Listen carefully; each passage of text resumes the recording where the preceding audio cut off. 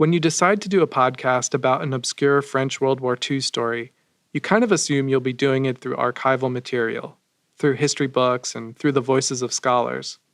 That was certainly what I assumed when I began this project. After all, two of the major characters in this story, André and Magda Trocmé, passed away decades ago. While they left behind plenty of archival materials for me to work with, namely their memoirs, which have been translated into English, I knew there would be times I'd have questions, where it would be great to turn to somebody else who could explain a part of the story. So, imagine my excitement when I found out Magda and André Trocmé's 92-year-old daughter Nellie Hewitt was willing to talk to me. You called me when I was putting my chicken in the oven. That's Nellie about 2 hours into our first phone conversation in the fall of 2017. By that point, I had learned she was no ordinary 90-year-old. She lives an active life in St. Paul, Minnesota, where she goes to the gym, drives around in the snow, prepares impressive meals for herself, and is always ready to talk to someone interested in learning about her parents. That's what I do. I am really a contact maker for people like you, and then I'm also a quality control person. I felt extremely lucky to have connected with her. But after 2 hours on the phone, I hadn't actually gotten to interview Nellie. She was too busy telling me about all the other people I had to talk to and all the books I had to read if I was going to tell this story properly. So I let the poor woman eat her dinner and made plans to talk again. We can talk another time, and I will answer questions. But the next time I brought up wanting to interview her, she insisted that I come to St. Paul. She said body language and facial expressions are half of the interview. I certainly saw her point, but I didn't have much of a budget to make the trip all the way from New York. Then she made me an offer I couldn't turn down, an offer that reminded me of her parents, these people who were always ready to provide shelter. She said, "If needed, I have a guest room and can put you up for the night. No big deal." But to me, it was a big deal, and I knew I had to make it happen. So I bought my plane ticket and headed to St. Paul in the middle of the winter.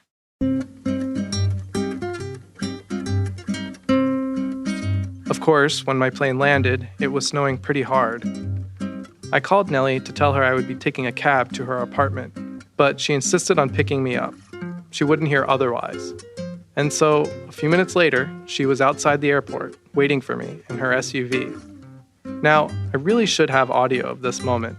In fact, I thought I had hit record, but I guess I was too distracted by my excitement of meeting her, and, to be honest, the anxiety of driving into a snowstorm with a 90-year-old behind the wheel, that I didn't notice my recording equipment was still on standby.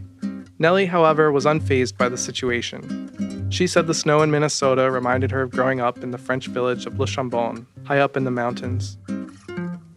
After lunch, a trip to her favorite bakery and a tour of her apartment, which was filled with relics from her parents, this energetic 90-year-old finally sat down to answer my questions. It was an exciting moment.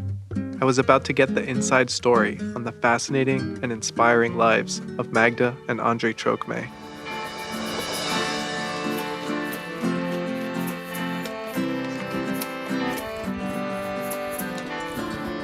From Waging Nonviolence, I'm your host, Brian Farrell, and this is City of Refuge. I'm ready if you're ready. Okay. I am not a historian. I am not an expert on World War II. I am not an expert on pacifism. I was just a high school French teacher. But I am witness to things that happened and which I understood at my level of being a teenager during the war. I was not involved in activities. I was too young to be in the resistance, but I could witness a lot of stuff. And I lived through the war years as the daughter of these wonderful people called André and Magda Trocmé. And so this is my claim to fame, which is not much of a claim.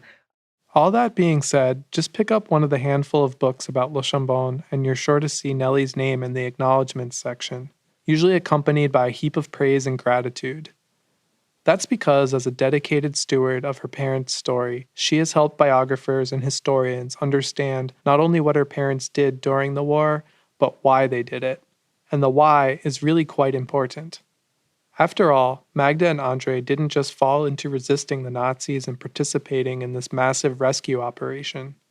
Certain things put them on that path. So, with Nellie's help, we're going to spend this episode looking at Magda and André's early years and the events, both personal and historical, that led them toward each other, as well as one of the greatest resistance and rescue operations of the 20th century. A quick warning, though. The next 5 minutes feature some graphic descriptions of war. Some people may want to skip ahead. André Trocmé was born in 1901 into a wealthy Protestant family in northern France. And since France was almost entirely Catholic, being Protestant meant you were part of a religious minority, one that had experienced serious persecution centuries earlier. Adding to his already outsider background was the fact that André was also German on his mother's side. But no marker was more impactful on André's early life than his class. Since André's father was a lace manufacturer, he had a very bourgeois upbringing and, consequently, lived a very sheltered life. Up until the age of 10, he was privately tutored, played only with his siblings or pre-approved friends, and never left the family's walled-in yard. His own realization of this privileged lifestyle was a major awakening. It happened one day when he was playing outside with his brother. It was an enclosed yard in the city, and there was a side door there that led onto the street, which the gardener used. This is Nellie again. And one day, Gardner forgot to lock the door. And those two boys heard the door creak open, and they saw this kid come in about their age, sloppy, dirty, with a cap askew on his head. Evidently a type of person they had never met before. This story is something André relayed in his memoirs. As a reminder, I'm using actors to read for him and Magda, who you'll hear in a bit. His face was pale, and a cigarette hung from the corner of his mouth. He examined us for a long time. Then, with pity, laughed mockingly and said, "You pile of shit." And then he went. And the two boys they knew it was not something nice. They had never heard that term. But they were shattered because they realized that they were very different from other people and other people who didn't like them. That did me a lot of good. He was the one who revealed to me the struggle between social classes, and I'm thankful to him. Not long after this life-altering incident came a far more devastating one: the death of his mother. She was killed in a car crash, which was the result of reckless driving by his father. And like any child experiencing death for the first time, he had a few disturbing revelations. It made him face the fact of death, that death was final, and it was an unacceptable thing. He also saw the toll it took on his father, who, even though it was an accident, truly believed he had killed his wife. For André, it was a harsh lesson on the unliftable weight that comes with taking a life. More death and killing were around the corner, though, as World War I approached. Not very long after his mother's death, André watched German troops roll into northern France, laying waste to much of the region, taking over his town, and actually requisitioning part of his house. Yet, for André, who had close relatives in Germany, the war gave him conflicted emotions. I was torn between two impulses. Part of me wanted to fight against the Germans and show them we were not afraid of them. But the other part of me was still the André with happy memories of Germany, who knew on some level that the soldier wearing the foreign uniform might be my cousin. Can you imagine the same family had to fight against each other and justify that kind of killing? It was unacceptable to him. That sunk in further as he saw with his own eyes the destruction of human life, still only 15 years old at the time. The true horror of the war was revealed to me one day when I met a miserable column of injured Germans making their way to the hospital. In the first row, I saw 3 men, all wounded and bandaged. The one in the middle had a ball of bandages instead of a head. He was obviously unable to see and stumbled and dragged himself along with the help of his comrades. When he got closer, I realized with horror that his lower jaw was missing. In its place were bandages from which clots of dried blood hung. In that moment, André learned what war looked like, and that the French, just like the Germans, were guilty of brutal murders. I could no longer hate this man without a face. I walked back home, disgusted and devastated.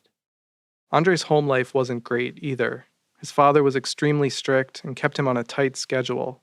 There was not any playfulness. And the thing is that for a child like my father, who was a very creative, curious child, who wanted to explore, who wanted to be loved, who wanted to discover things, there was no room in that kind of schedule for a little fellow like him. He found relief in a rather progressive Protestant youth group that was comprised mostly of the children of laborers. It was an adjustment at first, as André felt out of place, again ashamed of his upper-class background. But the group helped him loosen up, and through it, he discovered the power of solidarity. At one point, the group decided to bring food and other supplies to the suffering Russian prisoners of war. Such an action was forbidden and punishable by the occupying Germans, but they found a sympathetic German guard who looked the other way. Despite all these experiences leading him toward a hatred of war, violence, and oppression, André was still a confused teenager. The path toward a different kind of life, one that was in sync with his beliefs, had not yet emerged. The incident that would change all that was a run-in with a different kind of German soldier, who was stationed on the top floor of his house. He stopped, looked at me kindly, and asked, "Are you hungry?" He offered Dad some bread, some black German bread. It was stamped with the letters KK to mark that it was military issued. But in French, it is caca. And Dad said, I don't want any of your caca bread. "No," I answered. "I'm not hungry, and even if I were, I wouldn't take your bread because you are an enemy." It was at that point André realized the soldier wasn't carrying a gun. So he asked him, "Why don't you wear a weapon?" The soldier explained that he was a Christian pacifist and that he would serve his country without bearing arms. And that just lit a light in my young father's curiosity and mine. "But how do you manage that if you're a soldier?" I asked. The man said that he was a telegraph operator, a dangerous position because it involved being on the front lines, but one that also didn't require a weapon. In that brief meeting, my nationalism and my respect for the military collapsed. I saw the war for what it was, a frightful chaos in which belligerent men, alternately criminals and victims, disobeyed God and took what they claimed was justice into their own hands. André felt he had met a true Christian, or at least what a true Christian should be, in its simplest form. Of course he refused to shoot. That was what the Gospels of Jesus Christ said to do, and anything men add of their own accord is a corruption of his teaching.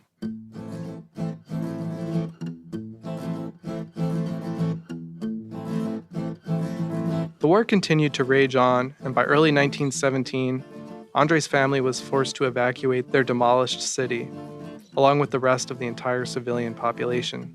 And so they were deported to Belgium. They were refugees and taken in by very, very poor farmers. The poorest people in the area were the ones who fed us, free of charge, without being asked. Thinking back on it, André said these experiences helped him shed his bourgeois attitude and habits. It was like a purifying bath, a dive into the working class world where I was just like everyone else because my silver lining had vanished. They built up to make him a humanitarian who thought of human rights and who knew there were good people in all walks of life and who decided that war was not the solution. After 2 years in Belgium, the war finally ended and the Trocmés were able to return to France. So much had been destroyed, including most of their city and home. While rebuilding efforts were underway, the family moved to Paris, where André finished high school and started his theology studies at the Sorbonne. During his first and second years there, he came into contact with more young people opposed to war. In fact, much of the world was opposed to war, having just witnessed the horrors of World War I, in which 18 million people had died, including 6 million civilians. There were popular anti-war poems, books like All Quiet on the Western Front, and songs. There'd be no war today if mothers all would say, I didn't raise my boy to be a soldier. Despite all this anti-war fervor, refusing to serve in the military was still illegal and seen not only as cowardice, but as a form of treason. In France, military service remained compulsory for all eligible young men. The people who tended to refuse were usually communists and other radical leftists. who saw war as strictly for the benefit of capitalists and imperialists. But there were also extremely principled Christians. These were people who believed "thou shalt not kill" and "love thy enemy" were truths to live and resist by. Although André agreed with this sentiment and watched a few of his friends and classmates refuse military service, he wasn't ready to take such a public stand.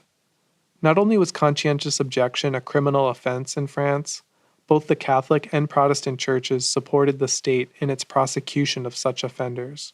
So André decided to get his required service time out of the way and enlist in the army.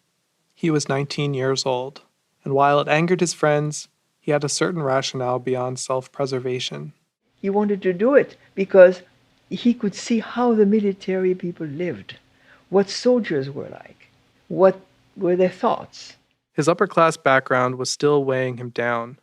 He knew if he was going to become the kind of minister that served working-class communities, he would have to better relate to them. Of course, as much as he was studying other soldiers, they were studying him. They saw this very upright Protestant with, again, courtesy of his upbringing, an almost puritanical set of morals that looked down on drinking and anything that might lead to sex.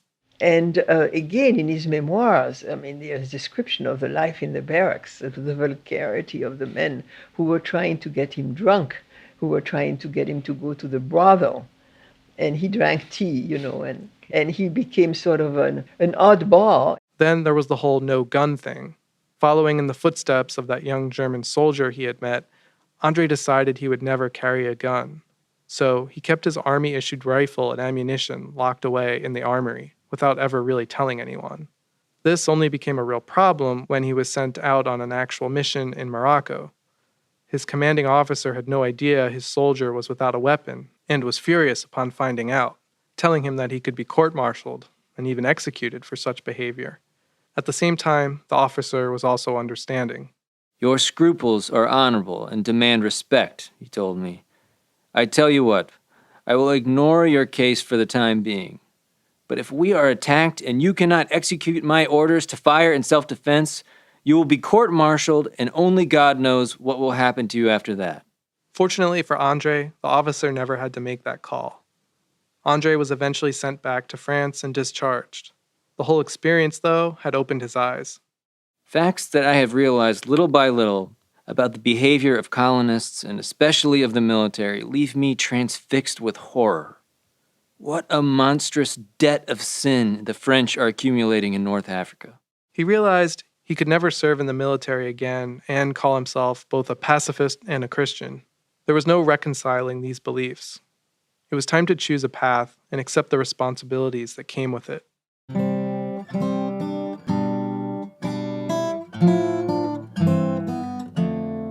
From then on, it was all or nothing. Either I had to take on an officer's conscience and do everything I was ordered to do, whether in times of peace or in times of war, and renounce my belief in Jesus Christ, or else I had to give everything to Jesus Christ and obey his commandments to the letter without further thought, even "thou shalt not kill" and forgiveness. I chose the second path. That I did is nothing to brag about. It was my vocation, and it was all-powerful. When André returned to his studies, he met more pacifists. Many young theologians were moving in that direction, having witnessed the destruction of World War I. He joined a group of them that was particularly interested in social issues. What attracted us was the workers' world with its communists, its idealism, its rebellion against the church. They wanted to find common ground and maybe even win over some of the leftists who rejected religion and any kind of principled belief in pacifism. While those efforts met with mixed results, perhaps not surprisingly, they provided André with a community of like minds where he could test out and develop his ideas. Then came an opportunity to study abroad, in America. It was a scholarship to Union Theological Seminary, which had become the center of a progressive Christian movement known as the social gospel. Just the kind of thing André wanted to study. So he decided to come to New York to escape and discover something else than this rigid box in which he had grown up. Among his greatest discoveries, though, would be Magda di Cortana, another young, idealistic international student. We'll get to that part of the story in just a moment. First, I'd like to say a few words about Waging Nonviolence, the publication behind this podcast. If you're not familiar with our work, we are a nonprofit media platform dedicated to providing original reporting and expert analysis on social movements around the world. We like to say that people power is our beat and that we try to take readers inside movements and explain how they work. This year in particular has been an exciting one for us. Not only are we celebrating our 10th anniversary as a publication, but we also launched a new website in the spring. It's beautifully designed and has helped us take our work to a new level. One of our new features is a community section with pages run by historic peace and justice organizations like the Fellowship of Reconciliation and university programs that focus on civil resistance. The last thing I'll say before we return to the story is that Waging Nonviolence needs your support to continue producing in-depth storytelling like this podcast. We don't have any big grants, and so our funding comes mainly from people like you. If you enjoy what you're hearing, or have read the site with any regularity over the years, we need you to help out. Sign up to become a sustaining member. Starting at just $3 per month, you can even receive a gift of your choice. Head over to wagingnonviolence.org/support, and you can see all the different books we have on offer. You can also send us a one-time donation if you prefer. Whatever you can do to support our work will make a big difference. So thank you. And now let's get back to the story. Magda Grilli had grown up in Florence, Italy, and like André, her family was quite privileged. Her father was an engineer and colonel in the Italian army, and her mother was of Russian descent. Notably, this Russian side of Magda's family had quite a revolutionary streak. They had participated in the Decembrist Revolt of 1815, which sought to overthrow the Tsar and free the serfs. Those who were not executed, like Magda's ancestors, were banished to Siberia for life. Magda came to know their history well, though not through her mother, because she died shortly after Magda was born. Instead, it was Magda's grandmother, Varia, who gave Magda the value system that inspired her throughout her life. Varia was at the root of what was good and interesting in mother's life. And she infused my mother with all those ideas of human worth. Sadly, Magda's father couldn't bring himself to spend time with her because she reminded him of the wife he had loved and lost. So my mother grew up in a home which was not a warm home. Eventually, a stepmother entered the scene, but she too resented Magda. The stepmother said Magda should go to a Catholic convent, which was a finishing school for girls from good families getting ready to marry rich men in Florence. Magda had no religious identity at this point, and the idea of belonging to something sounded appealing. But she found it was a bunch of junk. She really did. The idea that she and her friends had to routinely confess their sins seemed absurd to Magda. What sins could they have even committed while being locked up in a convent? So Magda told the priest in charge that she would no longer be coming to confession. She was very rebellious at age 14, 15. But for Magda, rebellion meant pouring herself into education and studying to go on to university. The other girls were not preparing for anything. They would be socialites and, marry rich men. Ultimately, Magda passed her final exams with honors, the only one in the convent to do that, and went on to study literature at one of the most competitive universities in Italy. She also started to engage with social work, and after graduating, she received a scholarship to continue her studies at the New York School of Social Work. It was the perfect opportunity for someone who wanted to escape a dysfunctional family and be in a more open society. Around 6 months into her new program, she came into contact with André. She was living at the International House on the Columbia University campus in Upper Manhattan, and André had joined the student activities there, though he wasn't at all looking to meet any women. After all, he had been too conditioned by his very strict Calvinist father. But one day, a friend, who seemed to know André could use a little encouragement, introduced Magda to him in the cafeteria. As you'd expect, they had some awkward small talk. Fireworks clearly weren't going off.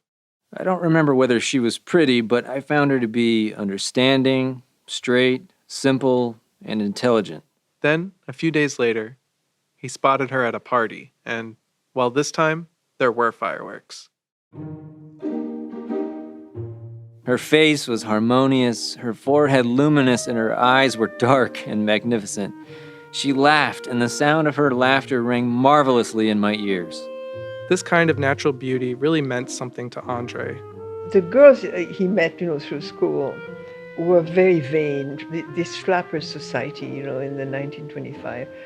So there was a girl who was a foreigner, who was very beautiful, who was totally natural, no makeup, no nothing, working like a dog in the School of Social Work, involved with the Italian immigrants because that was part of a project.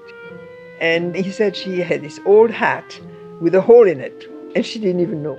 André and Magda soon found themselves on a university trip to Washington, D.C. And just before leaving, a friend of mine came outside wearing a thin suit. It was chilly, and Magda immediately told him, "Hurry, get a sweater." I thought, now there's a girl who looks out for others. She's not interested in turning heads. She sees them as they are and cares. She was a social worker at heart, always helping the ones who needed it. So they quickly discovered they had quite a bit in common. At one point, however, they got on the topic of God and religion, a topic André could not have been more passionate about. It seemed to him as though his thoughts were resonating, and he began to think, so she's Protestant. This is the one. She's the one who will understand me. And she has the same thirst for freedom and adventure as I do, the same hunger for truth. She's brave and hates conventional rules.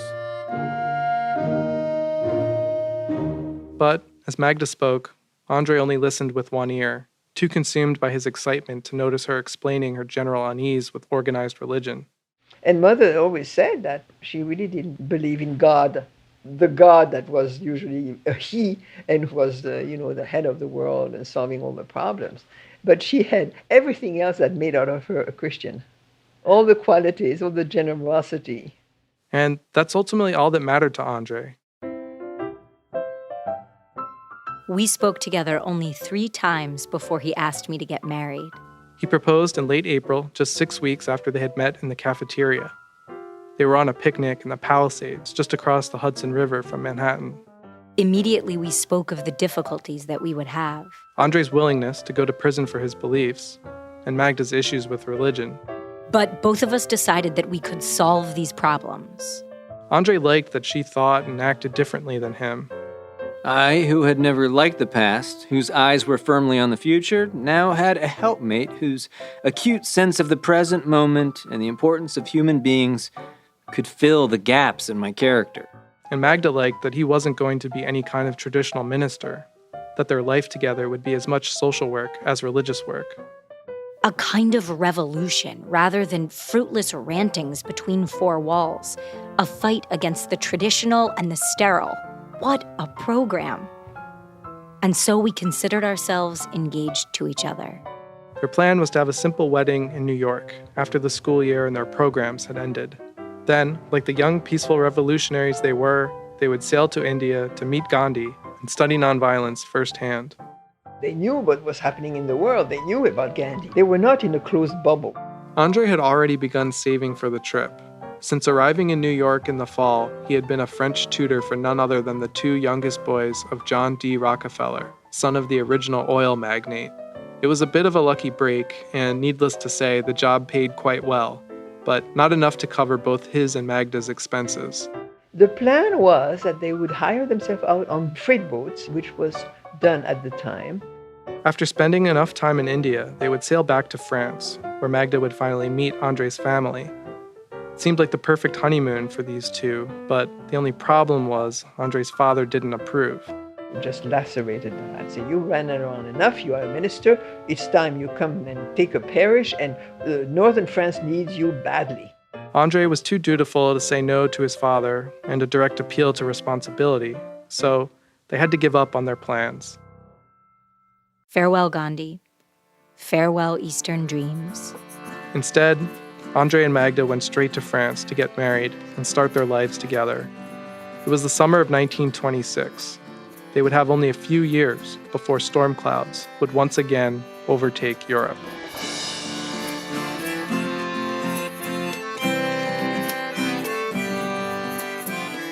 On the next episode, if everything that's familiar to you all of a sudden is crumbling, what do you do? What do you tie yourself to? What do you hang on to?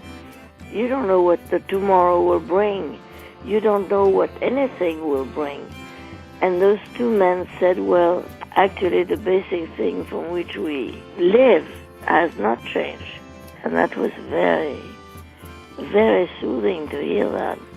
City of Refuge was researched, written, and produced by me, Brian Farrell.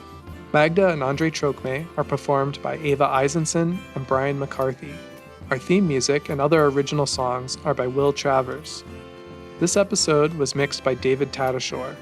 For more information on what you just heard, please go to our website, wagingnonviolence.org. There, you'll find a transcript and show notes with information about our sources, music used, and much more.